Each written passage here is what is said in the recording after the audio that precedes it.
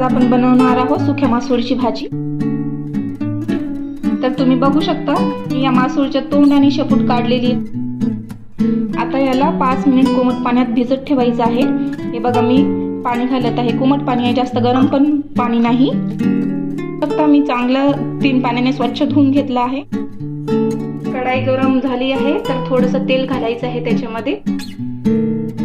तेल गरम झालं आहे तर हे मासोळ्या त्याच्यामध्ये घालायचे आहे।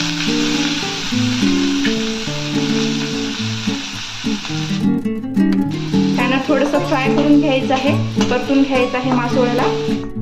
बघू शकता मासोळे आपल्या फ्राय झाले आहेत। आता याला काढून घ्यायचं आहे। तर मी मासोळी काढून घेतली आहे। तर याच कढईमध्ये आपल्याला 1 छोटा चमचा तेल घालायचं आहे। तेल गरम झालं आहे तर याच्यामध्ये 2 मीडियम साईजचे मी कांदे कापून घेतले होते ते घालायचे आहेत। कांद्याचा कलर चेंज होईपर्यंत आपल्याला कांद्याला परतून घ्यायचा आहे। कांदे भाजले गेले आहेत त्याच्यामध्ये आपल्याला लसूण अद्रकचा पेस्ट घालायचा आहे आणि परतून घ्यायचा आहे। आता याच्यामध्ये बारीक कापलेला टमाटर घालायचा आहे। तर तुम्ही बघू शकता आपला हा मसाला तयार झाला आहे। तर याच्यामध्ये आपल्याला आता सुका मसाला घालायचा। 1 मोठा चमचा लाल मिर्च पावडर, 1 छोटा चमचा गरम मसाला, 1 छोटा चमचा हळद पावडर आणि 1 छोटा चमचा धना पावडर। ह्या मसाल्याला चांगल्या प्रकारे परतून घ्यायचा आहे आणि चवीनुसार मीठ टाकायचं आहे। मसाला परतून झाला आहे तर याच्यामध्ये आपल्याला ते फ्राय केलेले सुके मासोळे टाकायचे आहेत। मासोळी घातल्यानंतर चांगल्या प्रकारे परतून घ्यायचं आहे। तुम्ही बघू शकता मी चांगल्या प्रकारे परतून घेतला आहे। आता याच्यामध्ये थोडंसं पाणी घालायचं आहे।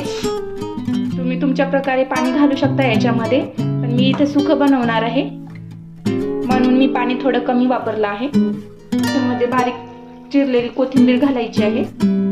एकदा परतून घ्यायचं आहे। 5 मिनिट कढई झाकून शिजवायचं आहे।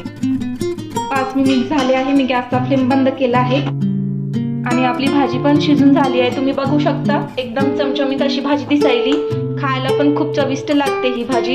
एकदा तुम्ही पण नक्की ट्राय करा। आता आपण याला सर्व करून घेऊ। तुम्ही बघू शकता ही भाजी किती छान दिसत आहे आणि चवीला पण खूप छान लागते ही भाजी। तुम्ही एकदा नक्की तुमच्या घरात ट्राय करून बघा। ही बघा खूपच छान दिसते, नक्की एकदा ट्राय करा। आणि जर तुम्हाला माझी रेसिपी आवडली असेल तर प्लीज माझ्या चॅनलला लाईक आणि सबस्क्राईब करायचं विसरू नका।